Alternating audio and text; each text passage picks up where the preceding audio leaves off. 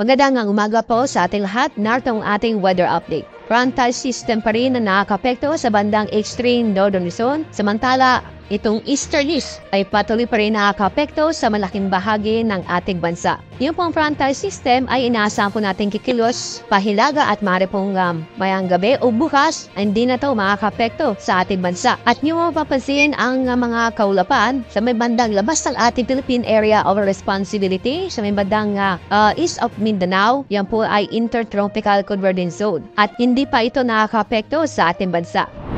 Sa ating nilagay na panahon ngayong araw, dahil po yan sa frontal system, magiging maulap ang kalangitan na may mga kalat-kalat na pag-ulan at thunderstorm sa Batanes at Cagayan. Samantala, ang lalabing bahagi ng ating bansa ay magiging maganda at maliwalas ang panahon. Asahan pa rin ang malinsangan na panahon lalo po sa bandang pagitan alas 10 ng umaga hanggang alas 4 ng hapon. Pero may chance pa rin po ng mga isolated na mga pag-ulan sa bandang hapon na gabi. Mataas pa rin ang temperatura sa Metro Manila na aabot ng 35 degrees Celsius. Sa Lawag at Tagagaraw, aabot din ng 35 degrees Celsius. Dako na tayo sa ibang bahagi ng ating bansa. Pinamataas pa rin ang temperatura inaasahan pa rin na aabot ng 35 degrees Celsius sa Puerto Princesa at Calayan Islands. 34 degrees Celsius naman sa Zamboanga, 35 degrees Celsius sa Metro Davao.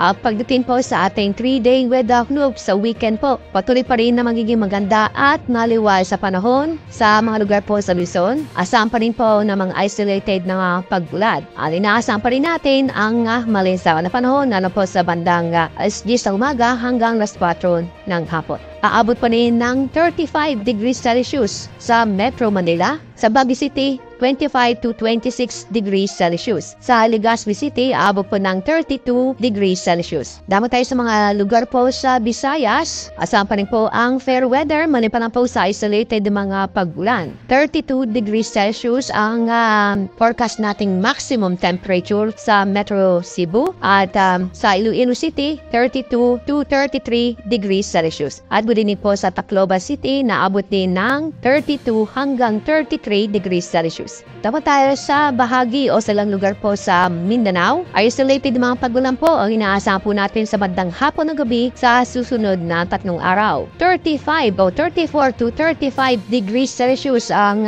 forecast nating maximum temperature sa Metro Davao. Sa Cagayan de Oro City, abot po ng 32 to 33 degrees Celsius. Sa Zamboanga City, inaasahan po natin na abot ng 34 degrees Celsius.